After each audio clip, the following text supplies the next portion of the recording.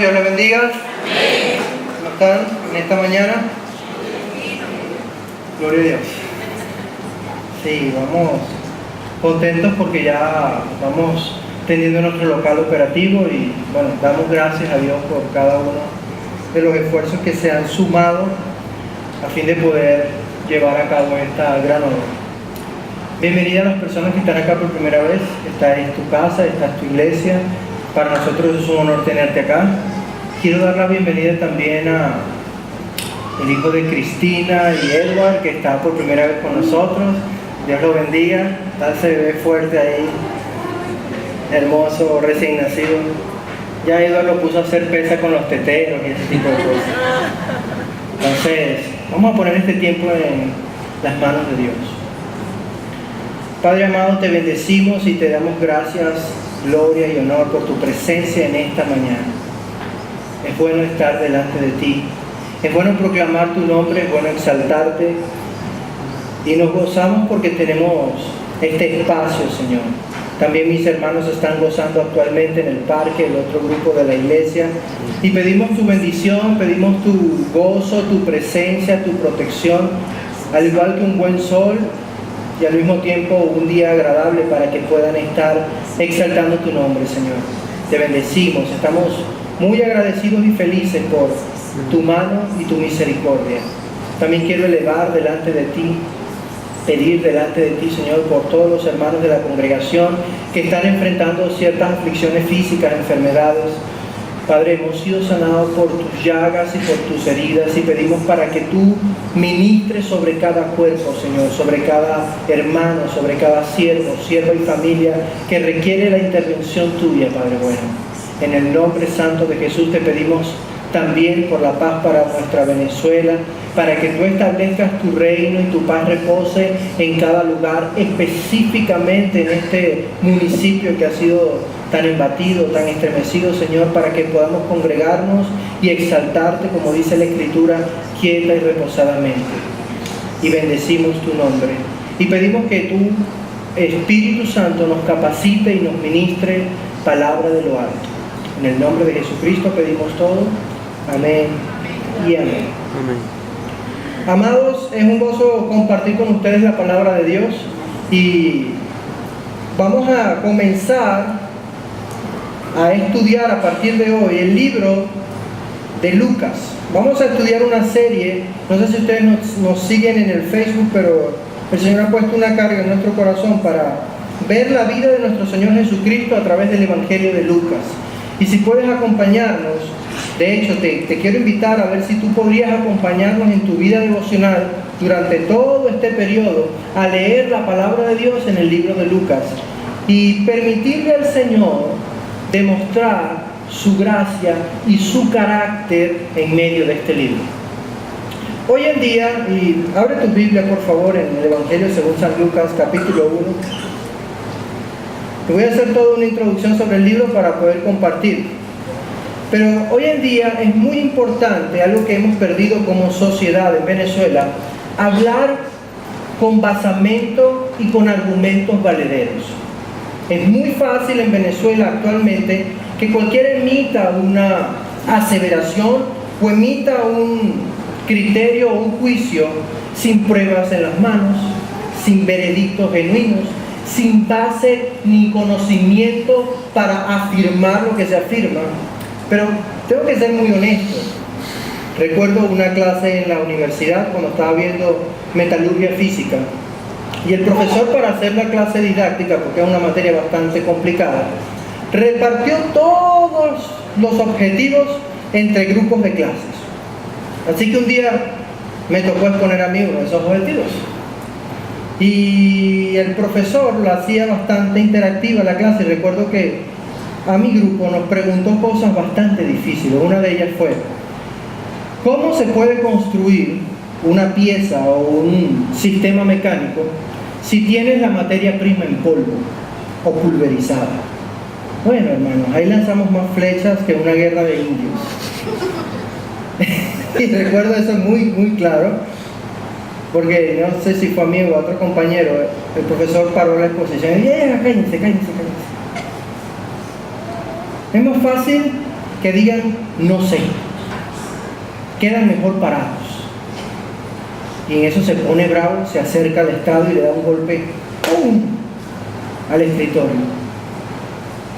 Ustedes van a salir como profesionales. Una cosa es que se equivoquen en el aula, otra cosa es que se equivoquen afuera, cuando estén parando un sistema, una máquina.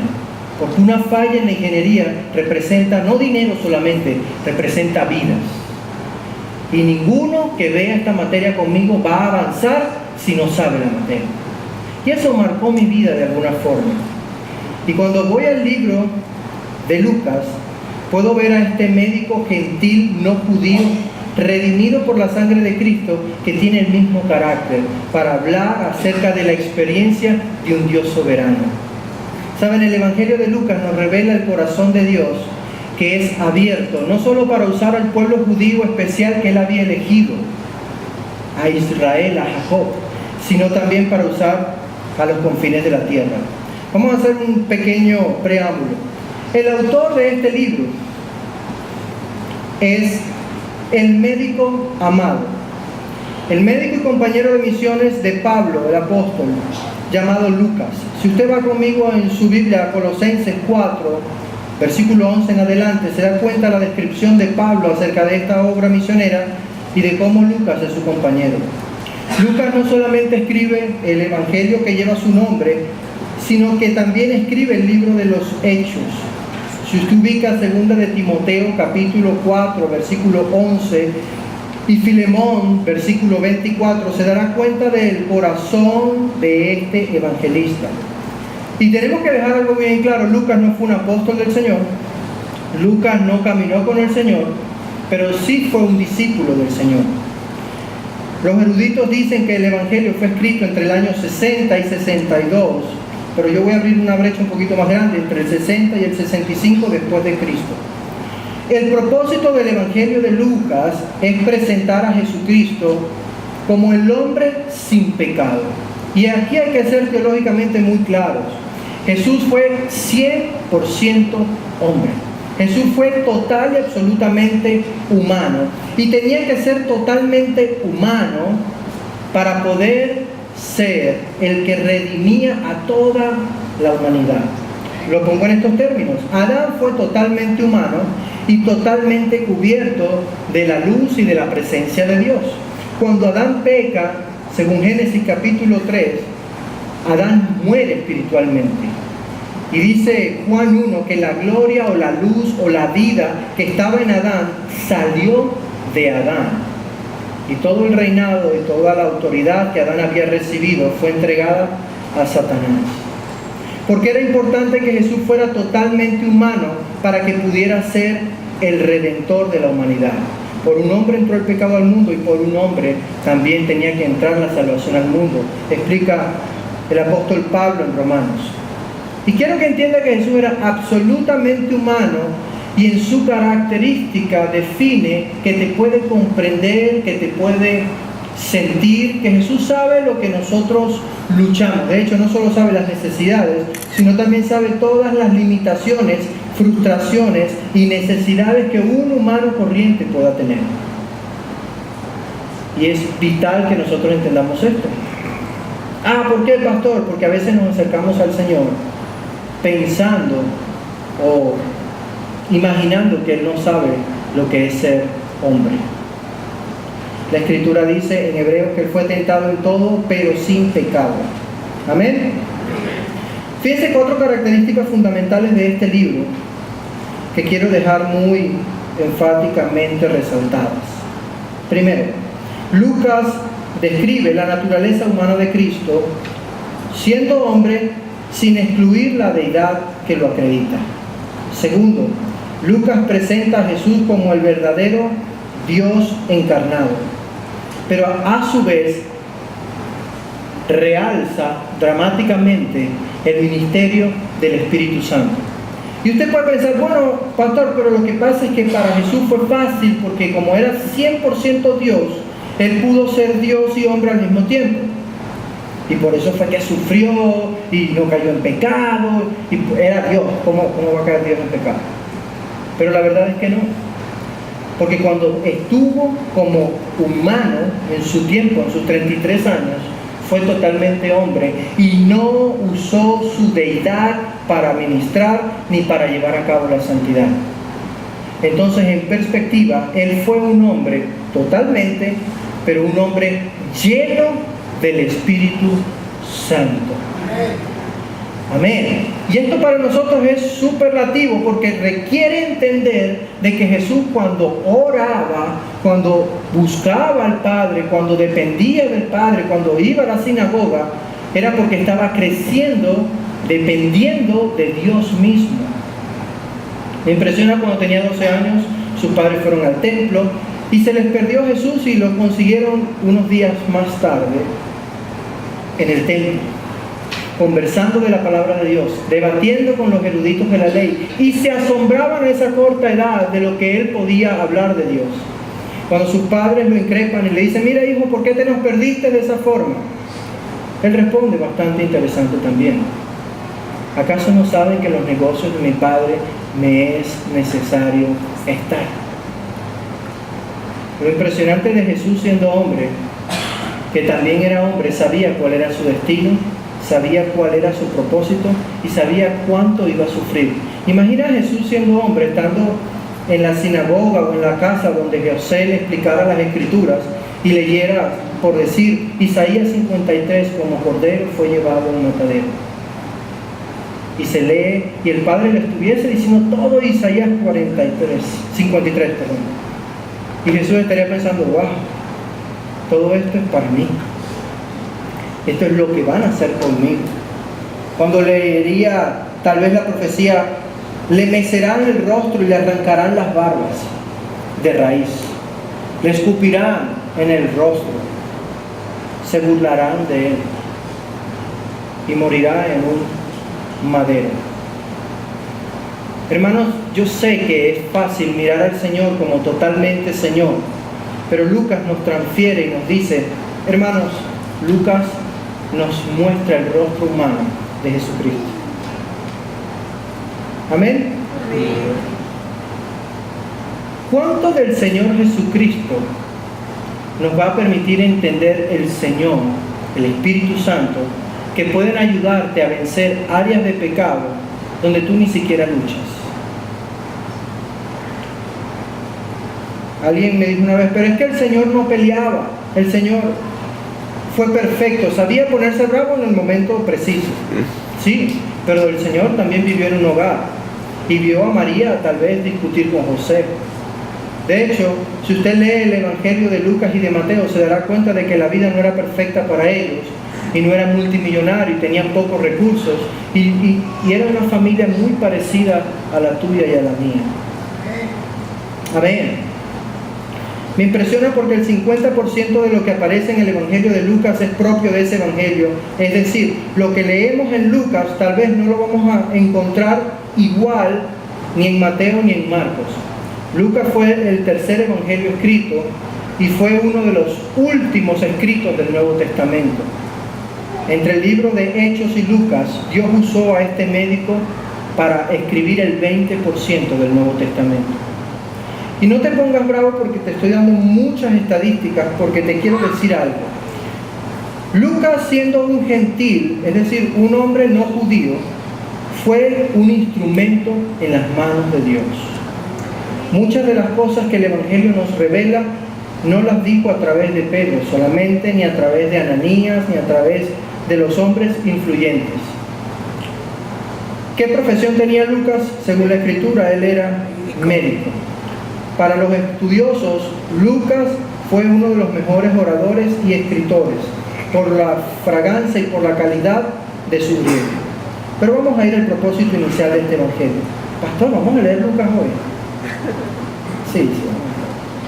Abra su Biblia en Lucas, vamos al versículo 1.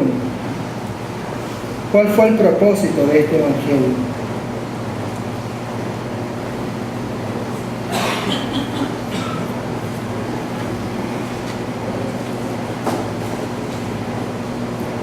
Muchos han intentado hacer un relato de las cosas que se han cumplido entre nosotros, dice Lucas.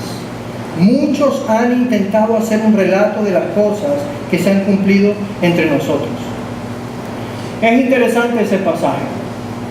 La costumbre judía dice de que la forma más acostumbrada de compartir la palabra de Dios entre los judíos era de manera oral. Entonces, los padres enseñaban a sus hijos la palabra, porque sus hijos tenían que escuchar el mensaje obedeciendo Deuteronomio capítulo 6. A su vez, ellos, los padres, habían oído el Evangelio o la palabra de Dios de la misma forma.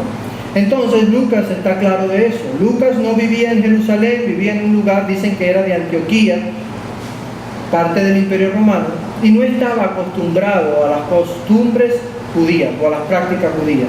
¿Por qué hago esta salvedad? Porque la cultura latina es muy parecida en ese sentido a los hebreos. Nosotros somos muy parlanchines, todo es oral. Echamos el cuento de lo que nos dijo la abuela, echamos oralmente las costumbres que dicen los familiares, y todo es expresado. Pero como Lucas era un hombre estudiado, no se conformó con las cosas relatadas. Es decir, Lucas se tomó el tiempo de viajar a Jerusalén para conocer a los discípulos. Lucas no solo fue un discípulo, Lucas quiso ir a la fuente y entender la verdad del Evangelio. Muchos transmiten las enseñanzas del Señor todavía de una forma oral. Hay un tema con la forma oral, hay que comprobar las cosas de Dios. Pastor, pero en la Biblia las cosas no son por fe y para fe de principio a fin. Amén. Pero las cosas del Señor son serias y son responsables. De hecho, tengo que decirte esto, hay 6.000 copias en hebreo, en griego y en arameo del Evangelio. 6.000 manuscritos existen, es decir, hay más corroboración o material de la Biblia que de los escritos de Shakespeare, de Platón, de Aristóteles y de cualquier pensador que usted se pueda imaginar. Hay como 200.000% más. Todavía se buscan las escrituras. History Channel, uno de los canales bastante ateos, le tira fuego a la escritura de cada momento.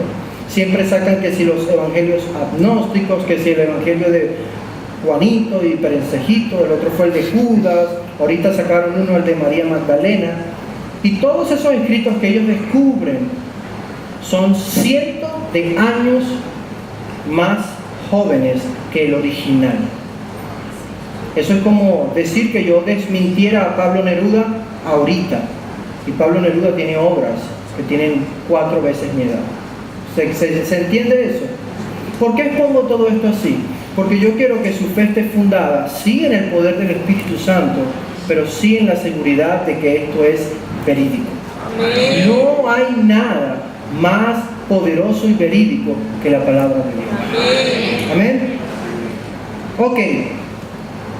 El Evangelio de Lucas fue relatado, de hecho, Lucas toma parte del Evangelio de Marcos y también parte de las entrevistas que tuvo con los diferentes discípulos y apóstoles entendiendo el movimiento. Fíjense que hubo algo muy particular. El Imperio Romano era bastante estricto y no pudo detener la expansión del Evangelio. El Evangelio corrió tan fuerte, hubo como una bomba atómica literalmente, porque todo esto empezó en Judea, en Jerusalén, y en pocos años, dicen que alrededor de 40 años, ya había diseminado y se había regado por todas partes, Asia, Macedonia, Judea.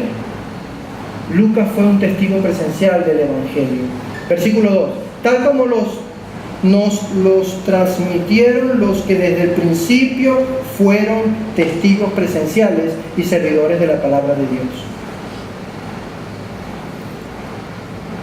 Hay un problema con el periodismo. Y el problema con el periodismo es el siguiente. Si tú no vas a la fuente, es decir, al lugar donde ocurrieron los hechos, es muy poco confiable tu trabajo. ¿Estamos en claro con eso? Ahora, si eres científico en cualquier área, tú no puedes decir, ay, descubrí la vacuna contra la rabia, por poner un ejemplo, o contra el sarampión, a menos que tú hayas hecho una serie de pruebas, incluyendo animales y humanos, y puedas tener la corroboración de que sí, yo puyo a este señor, a este humano, Pongo un niño que tenga sarampión, lo froto con él y no se le transmite. Ahora, ¿por qué hago esa explicación? Porque este escrito, sobre todo Lucas, él no se conformó con oír el mensaje. De hecho, este mensaje es tan poderoso que cuando Lucas lo asimila, no solo se convierte en un discípulo creyente, sino que deja la medicina a un lado. Deja la medicina a un lado, se une al equipo misionero del apóstol Pablo. Estoy hablando de Lucas 16 en adelante, perdón, Hechos 16 en adelante. Y comienza a utilizar la frase nosotros. Y quiero que entienda esto porque una cosa es decir, yo creo en el Señor y sigo con mi vida, sigo con mi empleo, sigo con mi vida normal. Y otra cosa es decir, yo creo en el Señor Jesucristo y voy a abandonar totalmente mi trabajo y me voy a volver vamos a usar una palabra ruda,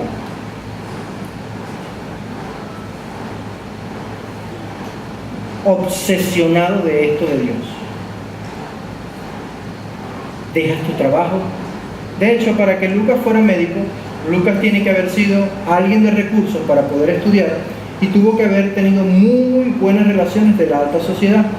Todo lo contrario con Jesús. Jesús era humilde y de una familia judía. ¿Por qué enfatizo esto? Porque el corazón de Dios está interesado en este tipo de conversiones. Yo no te estoy diciendo que salgas hoy y renuncies a tu trabajo y te dediques a ser un misionero errante. Yo no estoy diciendo eso. Estoy diciendo el nivel de compromiso que tuvo Lucas al convertirse. Dice, y como nos lo transmitieron los que desde el principio fueron testigos presenciales y servidores de la palabra de Dios.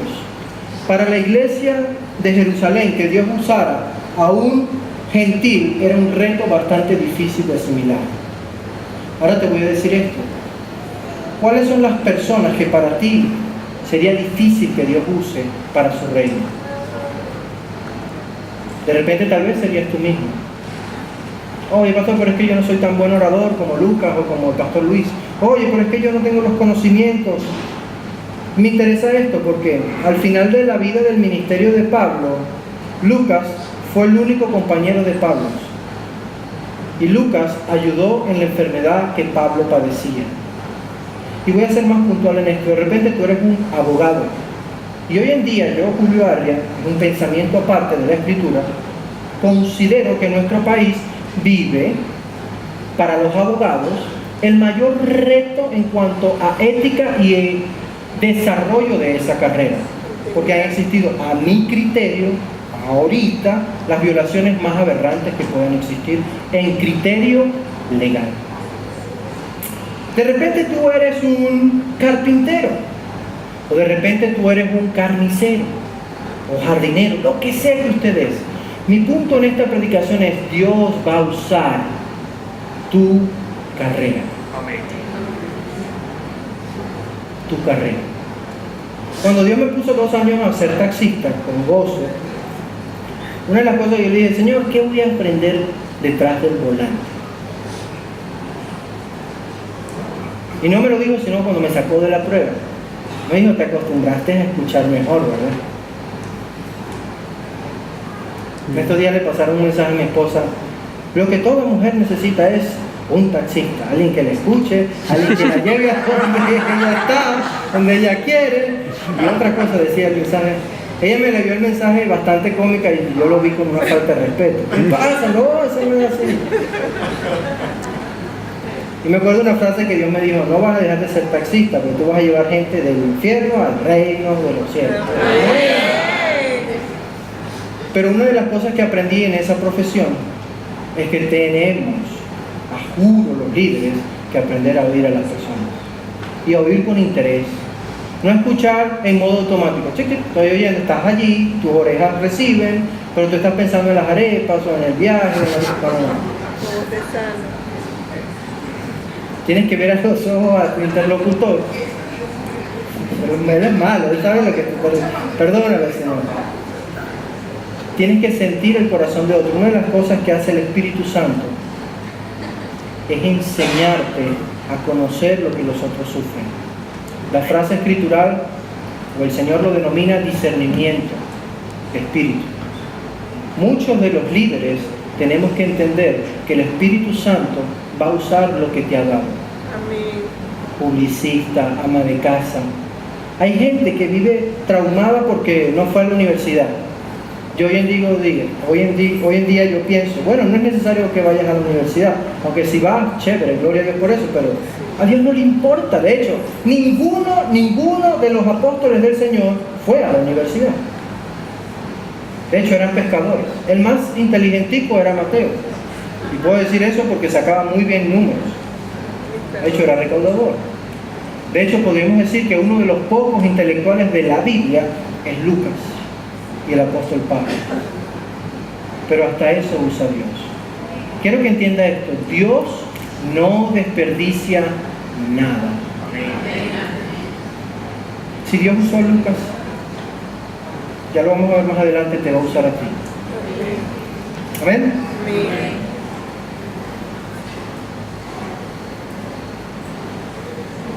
Versículo 3.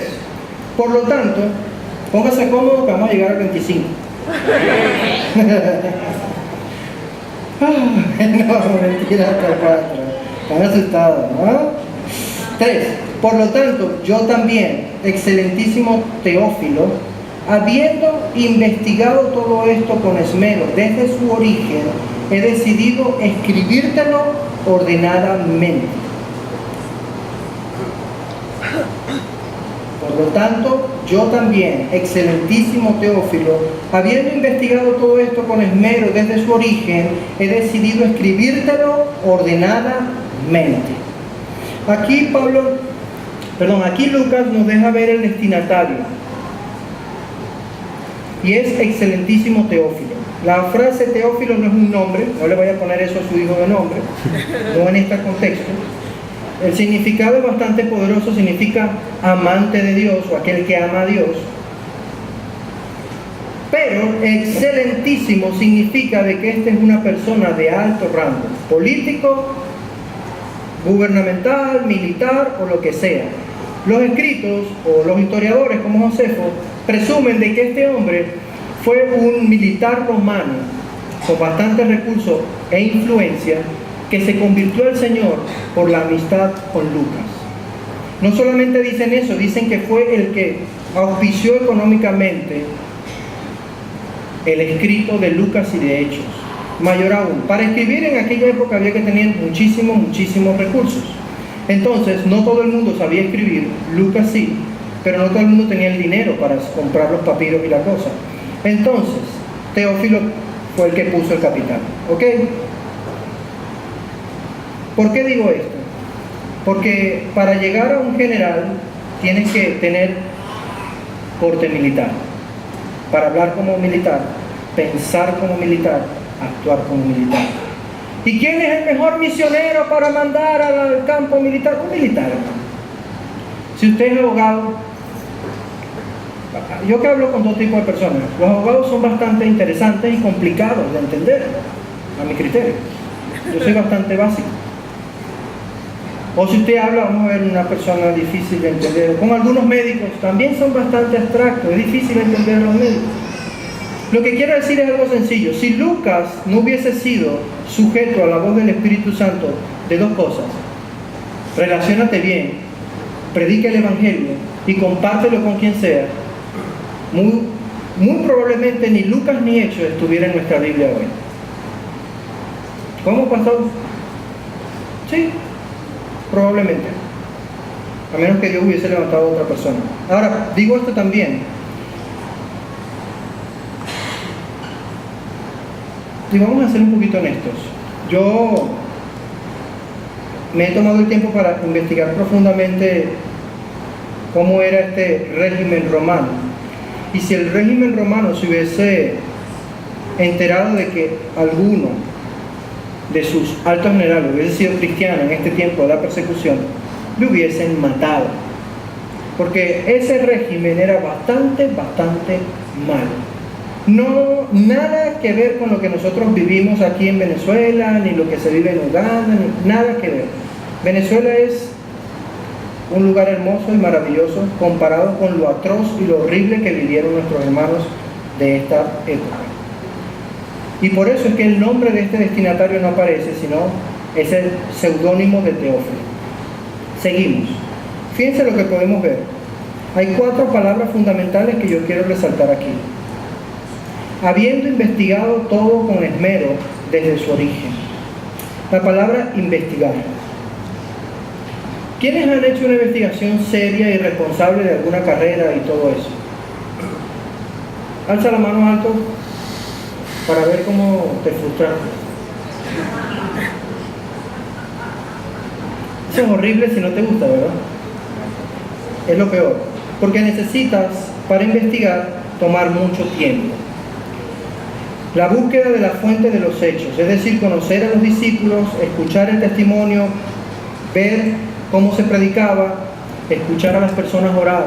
Y quiero que vean que esto fue tan impresionante que en aquel entonces no estaba la Biblia escrita y el poder de Dios actuaba de una manera gloriosa, porque si tú eras discípulo, compartías oralmente que eras discípulo y solamente podíamos aprender la Biblia cuando venía alguien con experiencia o cuando venía un apóstol. Y lo sorprendente es que solo eran 11 apóstoles.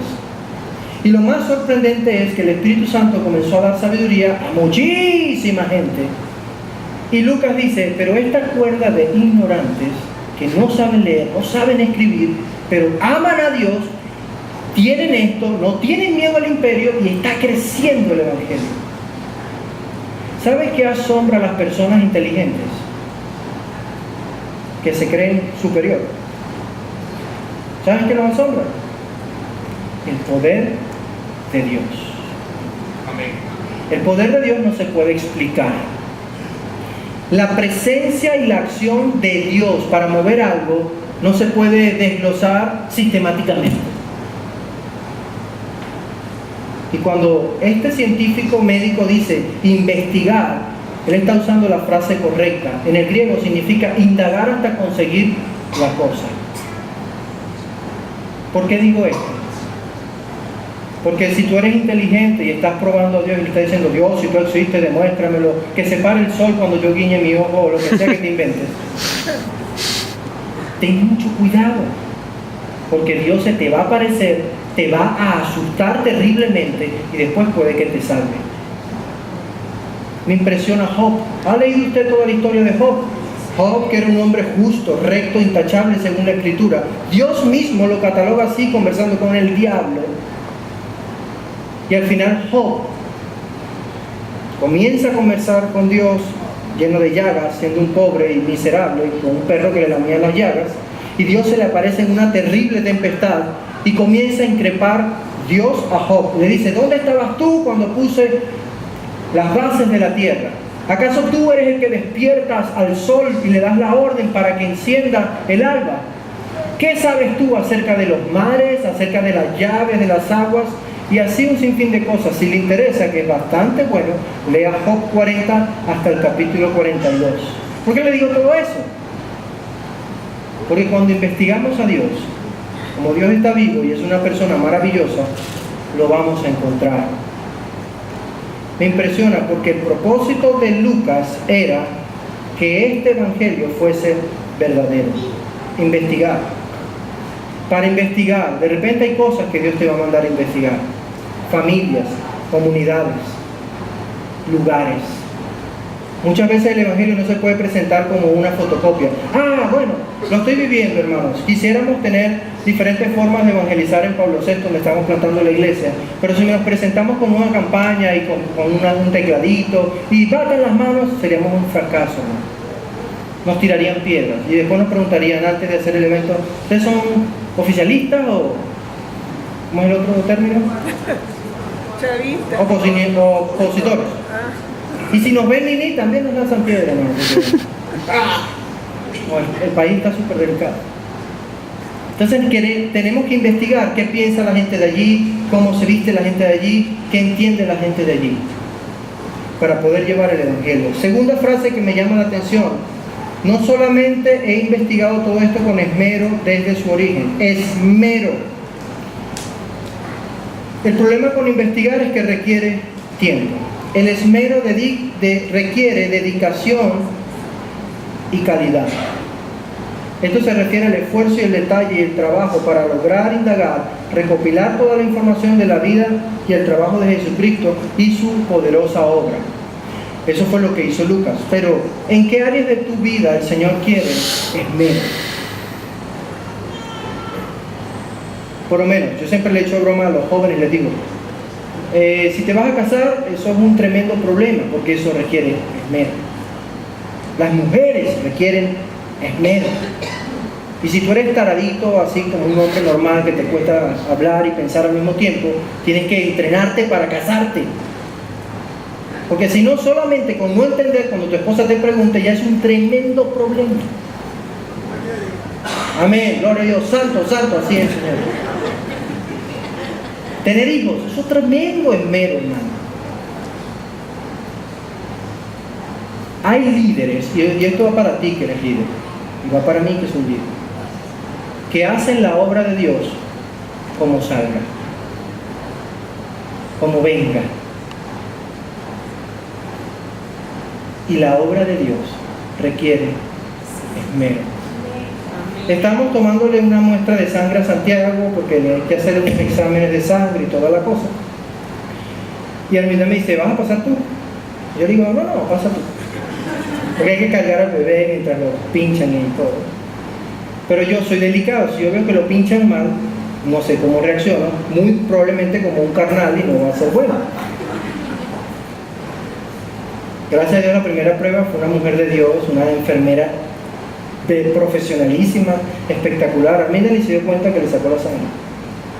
Vamos a otra clínica porque había que hacer otro examen. Y esta enfermera no fue muy sabia. Arminda me cuenta que lo está apoyando y comienza a hacerle al catéter dentro del bracito, un bracito de diámetro, no sé, unos 10 centímetros, 5 centímetros, y le hacía así dentro del bracito. Obviamente no conseguía la vena, yo lo entiendo. Pues después imaginar un bebé como Santiago, y Arminda casi que aplica karate santo con la enfermera.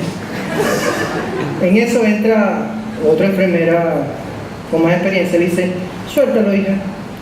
Y la enfermera hace, tú, saca la sangre, y la líder le dice, es un bebé, sus venas son más pequeñas, no tienes que hacerlo así. Se comenzó a explicarle, terminé de respirar.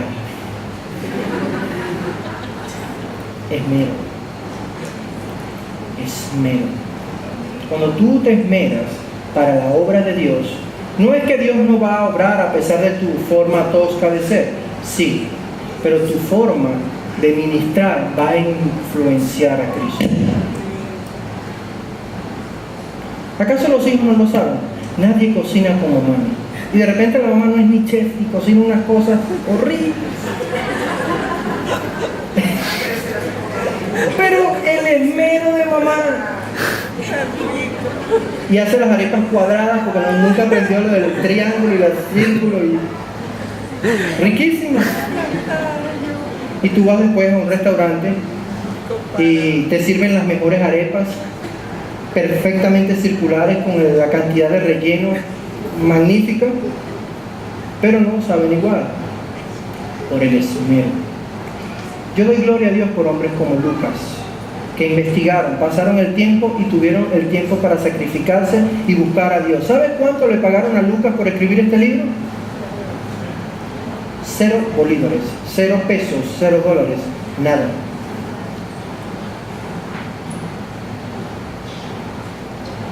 La obra de Dios la paga Dios.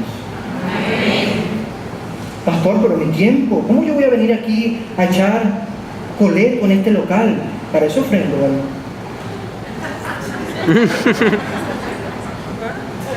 Cualquier parecido, eso es coincidencia, no pasa mucho, aquí no. Y quiero que lo entiendan, porque todas las áreas de nuestra vida requieren de eso. Dime un área donde el Señor te está usando y tú estás viendo la mano de Dios. Es un área donde te estás esforzando y el Espíritu de Dios te está llevando a dar lo mejor. Así que Él no solo investigó con esmero desde su origen, sino que también decidió escribirlo. Fue necesaria una redacción fiel, clara, ajustada a la voluntad de Dios, obviamente inspirada por el Espíritu Santo. Muchas veces cuando escribimos, y lo podemos ver en las redes sociales, sale a relucir o el monstruo que está en ti, ¿verdad? O la gracia que está en ti, o siempre sale a relucir tu carácter. Es muy interesante eso. Conversaba con uno de los jóvenes ayer y me decía, no, pastor, estoy un poco frustrado porque el Facebook es como una guerra, tú sabes, unos se dicen cosas, otros se maltratan, algunos ponen versículos y estoy horrible, no quiero el Facebook. Yo le decía, no le pongas atención a eso.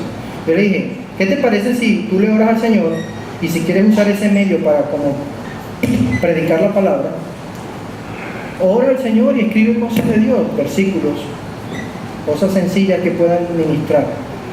Cuando hablamos de escribir, hablamos de presentar a Dios. ¿Quiénes tenemos familiares lejos? Por allá, por la Conchinchina, donde se vuelve el sol. Muy bien. ¿Cuántas veces le escribes seriamente? Yo tengo un hermano, tengo mis dos hermanos lejos por allá, por un país árabe predicando. Y Pablo, que es el que más me escribe, porque el otro es misionero carnal y nunca escribe nada. Sí. Siempre me dice, hermano, me tienes olvidado.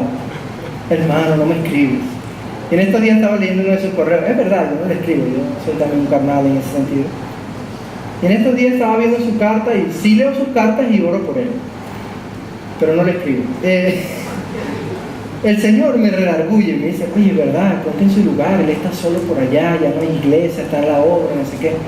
Y dije, voy a escribirle seriamente. Y agarré y le mandé un correo y le puse fotos, no sé qué más. No me ha vuelto a escribir, así que tengo paz hasta que vuelva a escribirme y me diga si le gustó o no. Pero pensando en lo que hizo Lucas, es bien interesante porque hay personas, no como esta historia que yo conté, sino hay personas nuestras que no le hemos escrito por años y son personas que necesitan del Evangelio y tus palabras pueden ser un impacto. Escuché el testimonio de uno de nuestros jóvenes también. Voy a decir quién es, ese es Ronald. Ronald es lo máximo. Un poco tóxico, pero yo lo amo mucho. En estos días me dice, oye pastor, ¿sabes que le escribí a mi jefe una carta? ¿En serio? Yo nunca le he escrito cartas a mi jefe, ¿no?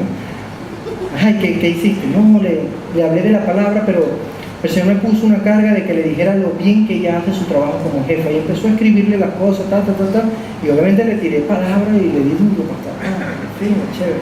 ¿Y cómo reaccionó?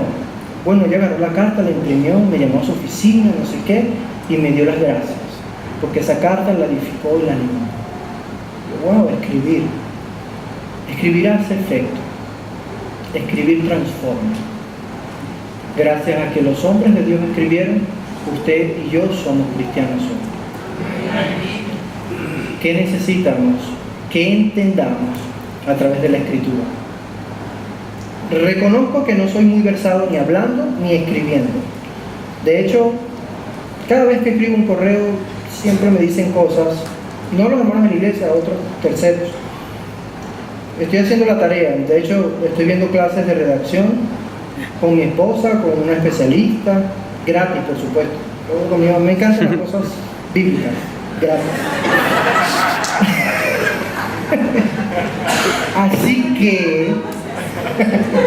Así que sí,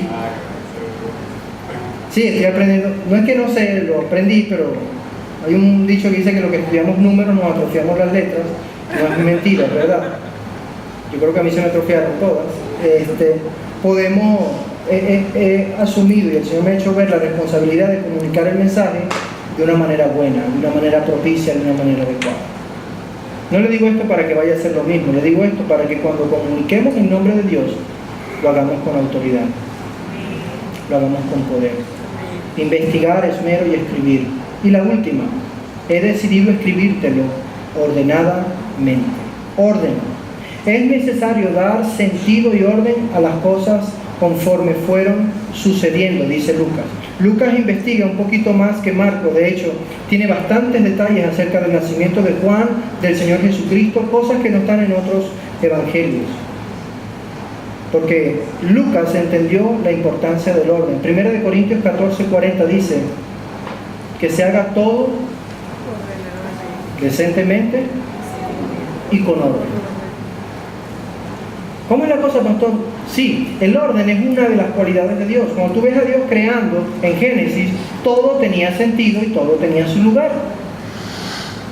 En la creación los árboles iban donde van los árboles, los pájaros donde van los pájaros. Ah, pastor, pero el primer día de la creación todo era un caos y el Espíritu de Dios se movía sobre la faz de las aguas. Amén, pero solo duró así un día. ¿Cuánto dura el desorden de tu vida? Vamos a empezar a hurgar las vidas. ¿Estás casado legalmente? ¿Estás viviendo en orden? ¿Tienes a tu familia en tu casa?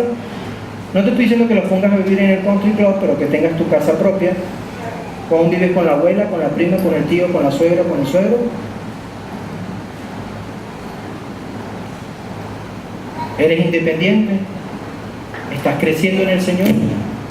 ¿Qué tiene que ver eso con orden? En estos días me llamó un hermano y me dijo, pastor, es que no estoy creciendo en el Señor en la iglesia. Y le pregunté, ¿estás orando? Sí, pastor. ¿Estás leyendo? Sí, pastor. ¿Vas a las clases de doctrina del pastor Luis? No, pastor. ¿Vas al discipulado? No, pastor. ¿Y vas a mis clases? No, pastor. ¿Cómo vas a crecer espiritualmente? No porque seamos los super pastores, pero la iglesia está proveyendo las herramientas para que tú crezcas. ¿Cuántos años tiene usted en esta iglesia? Si es más de 2, te pregunto, ¿usted se formó en la capacitación de discipulado? No, pastor. Ordénese. ¿Cómo vamos a tener a los hijos? No, pastor, eso es libre albedrío, yo y mi esposa y que el Señor los mande. ¿Y tienes el dinero para cuidarlos? Ordenadamente. Una hermana se me acerca en estos días, pastor, ¿cuándo viene el tercero? Si el Señor lo manda, pero por ahora no me ha dicho. Y si querrá, bueno, que lo adoptaré y me proveerá, porque ahorita no me alcanza. ¿O acaso el Señor no dijo, alguien que va a una guerra, no se sienta primero y calcula el costo a ver si los soldados que tiene le son suficientes para ir a vencer a otro rey? ¿Y no sería más sabio que mandara una orden de paz para que no venga a ser destruido? El orden habla de la responsabilidad. Pastor, yo vivo por fe. La fe es cuando Dios te da autorización para moverte, aunque no tengas los recursos. Y como Dios te dijo, eso es tu garantía para poder dar todos los pasos. Pero cuando tú te mueves por fe, entre comillas, que no es fe sino irresponsabilidad, y haces algo en nombre de Dios que Dios no te mandó ni te dijo, te vas a meter en tremendo problema. Y cuando vengas al rostro del Señor, Señor, pero por fe, yo te dije que hicieras eso, yo te mandé que hicieras eso, pero que todos estaban yendo al campo misionero y me dio la cosquillita. Esa no era mi voluntad. Porque, ¿saben? No todos tenemos que ir al mismo campo misionero. ¿Por qué hace todo lo que hace usted? Gloria a Dios por Lucas. Investigó. ¿Qué más hizo? Se esmeró. Escribió ordenadamente. Gloria a Dios. Toda la influencia del Evangelio de Lucas fue expuesta gracias a la obediencia absoluta y propicia del discípulo Lucas cuando fue dirigido, inspirado y proyectado por el Espíritu Santo de Dios. ¿Para qué escribió este libro? Versículo 4, y con esto terminamos. Para que llegues a tener plena seguridad de lo que te enseñaron. Para que llegues a tener plena seguridad de la fe que tienes en Cristo. Hermanos, la base del Evangelio es que creamos que Dios nos ha salvado para su gloria. Y yo voy a ser honesto con usted. Y es parte natural del Evangelio. Todos dudamos de nuestra salvación en un trayecto mientras somos ignorantes de las verdades. Si nunca has dudado de tu salvación, levanta la mano, te quiero conocer y quiero que ores por mí. Amén, hermano. Qué macha, gloria a Dios. Después vamos a hablar. Cuando he dudado de mi salvación, tiempos atrás, una de las cosas que me sorprendió era que yo no podía tener seguridad en la palabra de Dios. Y había versículos de la Biblia que me costaba aceptar de la palabra de Dios.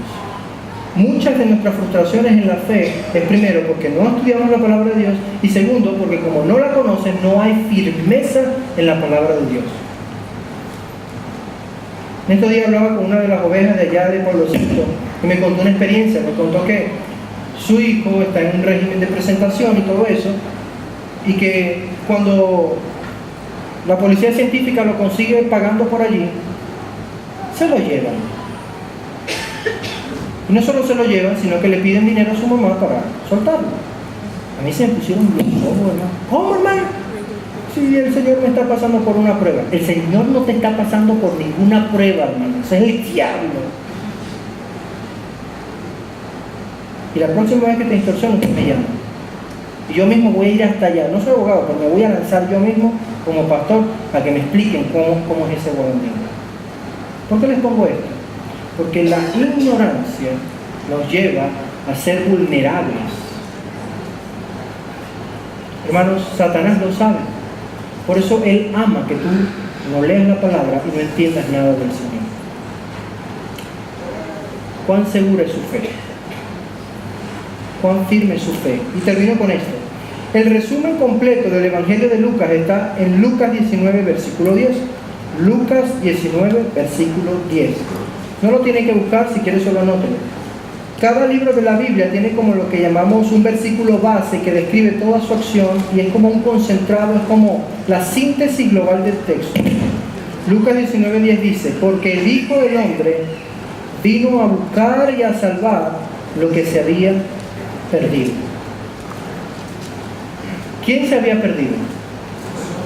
La humanidad. Fíjense el título que Jesucristo se atribuye a sí mismo, el Hijo del Hombre. Y lo vamos a ver en todo el Evangelio. El Hijo del Hombre, el Espíritu Santo y el Señor. Son los tres nombres que se repiten en el Evangelio. Y termino con esto. Él vino a buscar y a salvar lo que se había perdido. La palabra buscar allí significa indagar profundamente hasta conseguir el objetivo. Pero a veces, y esto me lo hacía sentir el Señor, no podemos experimentar seguridad en la salvación porque todavía no hemos experimentado que somos lo suficientemente malos y pecadores para ser salvos. Primero, tú tienes que entender algo. Tú puedes ser cualquier tipo de buena persona en esta faz de la tierra. Cualquier tipo de buena persona. Pero, si no estás convencido de que eres un pecador y que irremediablemente si Cristo no te salva, tú vas a estar en el infierno por la eternidad, no puede ser encontrado. Para que Cristo te busque, tienes que ser un perdido. Y hoy en día, esta sociedad nos vende que somos chéveres, importantes, valiosos, y no es que no lo seamos, sí, pero hemos perdido el concepto de que somos malvados pecadores, malos, aborrecibles. ¿Te ha encontrado el Señor? ¿Te ha encontrado el Señor? Porque cuando el Señor te encuentra es imposible que te olvides de ese momento. Él vino a salvar y a buscar. La palabra salvar allí representa darle vida a un muerto. No solo el rescate y liberación, sino darle vida a un muerto. Juan 3:17 habla de eso. Habla del nuevo nacimiento espiritual. Tito 3:5 dice, ese sí lo quisiera buscar. Búscalo en tu Biblia. Tito 3:5. Los músicos pueden pasar al frente.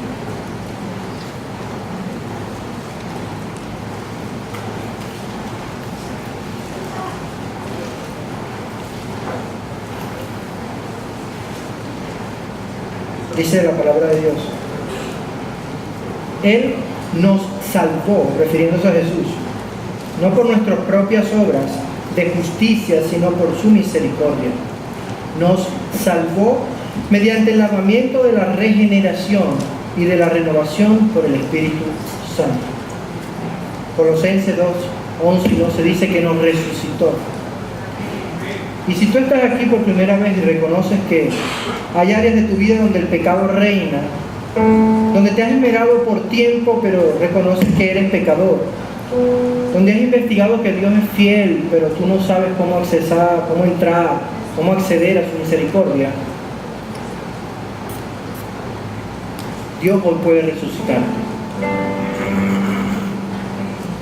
Lo que Dios hace con todo humano, con toda persona, es cansarlo, es derrotarlo. Y después que estamos derrotados en nuestras debilidades, incapacitados por nuestro pecado, lo único que en su gracia podemos hacer es mirarlo en la cruz. Y es cuando el Espíritu Santo hace que nazca vida en tu interior. Y esa vida entonces comienza a permitirte percibir a Jesús en su expresión, en su gloria, en su majestad y en su soberanía. De repente tú vienes a la iglesia de hace muchos años, pero sigues pecando, sigues viviendo como quieres. Y tú ves que los demás creen y avanzan, y tú dices, ¿por qué yo no puedo? Y eso me decía, diles que posiblemente no han nacido de nuevo. La salvación no depende de nosotros, no depende del predicador, no depende del llamado, depende del poder del Espíritu para darte vida en tu corazón.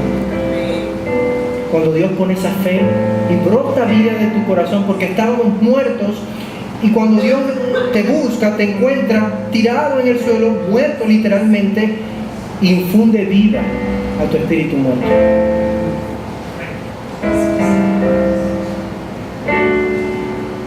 Entonces tú eres salvado. Y puedes cantar la canción que dice, no vuelvo atrás, no vuelvo atrás. ¿Por qué te cuesta pensar que Dios va a usarte? ¿Por qué te resistes a hacer aquello que ya Dios te ha otorgado que seas? Tal vez eres médico, taxista, ama de casa, enfermera.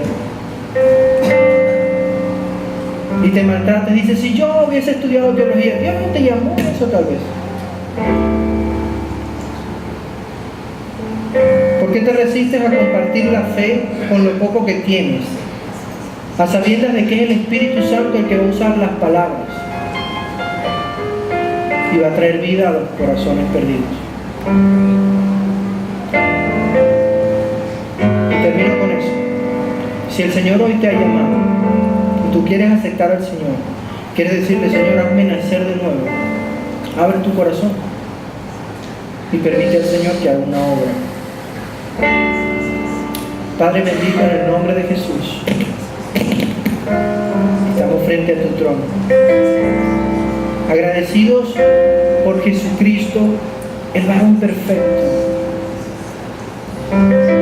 ese hombre que es Cordero y ese hombre que es Dios hecho carne. Como dice la Escritura, el más hermoso de los hijos de los hombres, el Alfa, la Omega, el que reina y está sentado a la derecha de Dios Padre, ahora, en este instante. Extiende tus manos, Señor, para salvación de todo el que crea en esta sala. Extiende tu mano, Señor, de bendecir el corazón de los afligidos. Porque hay muchos siervos, Señor, hay muchos creyentes que ignoran tu palabra, pero gracias a ti por el Espíritu Santo y porque nos has permitido nacer en este tiempo, donde la palabra escrita es completa. Trae convencimiento, Señor, para amar tu palabra. Que sea como el maná. Que sea, Señor, esa vida que viene de ti cada mañana y que podamos recogerlo y meditarlo y crecer en esa verdad y comerlo a diario. Como tú dijiste en Juan 6, que el que come de mí no tendrá hambre, que el que bebe de mí no tendrá sed. Alimenta a tu pueblo, Señor. Póngase de pie mientras los músicos cantan. Y hay parte de nosotros aquí en esta mañana que tenemos tiempo que no nos acercamos al trono por pena por el pecado, por pena porque no hemos sido dignos. Pero si confesamos nuestros pecados, Dios es fiel y justo para perdonar nuestros pecados y limpiarnos de toda maldad. Y el Señor está limpiando pecados ahora mismo. El Espíritu de Dios está renovando corazones ahora mismo, está dando vida, está dando cuidados intensivos de misericordia y de esperanza, está hidratando las almas afligidas.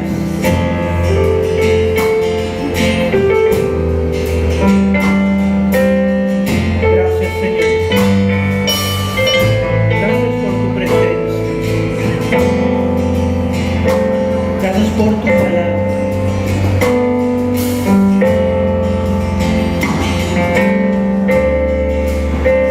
Si quieres aceptar al Señor, la invitación está abierta. Pasa al frente o pasa a la derecha y vamos a orar por ti. Si necesitas oración, aprovecha este tiempo porque el Señor está ministrando las vidas. En el nombre de Jesús.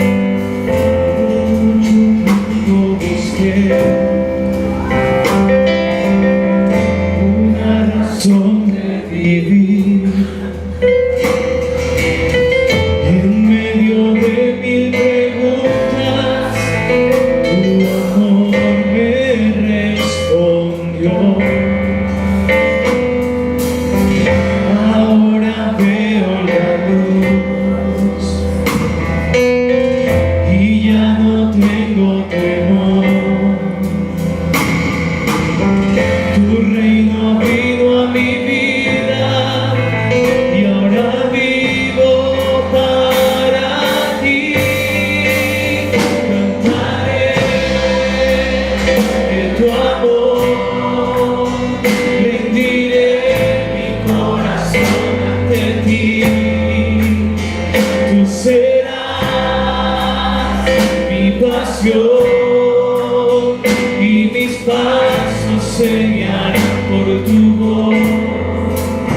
Mi Jesús y mi Rey, de tu gran amor cantaré, cantaré de tu amor, rendiré mi corazón ante ti. Tú serás mi pasión y mis pasos se guiarán por tu voz.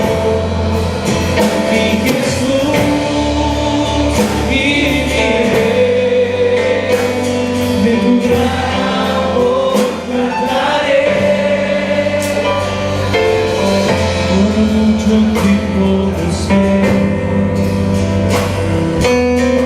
una razón de vivir.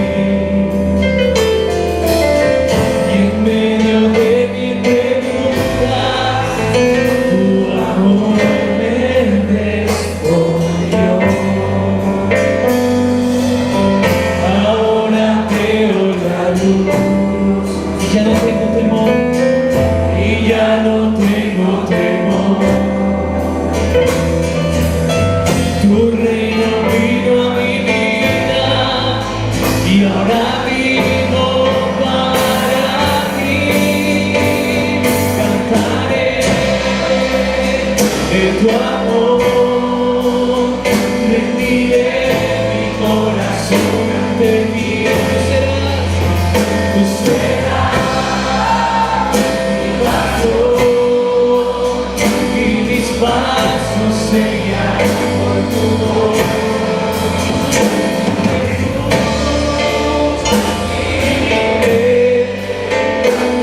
De tu gran amor cantaré,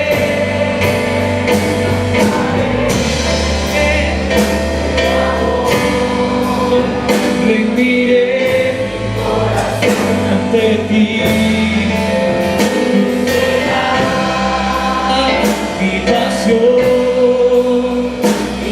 pasos seguirán por tu voz.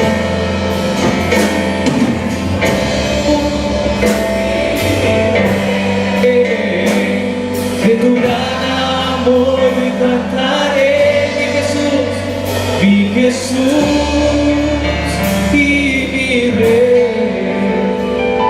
De tu gran amor cantaré.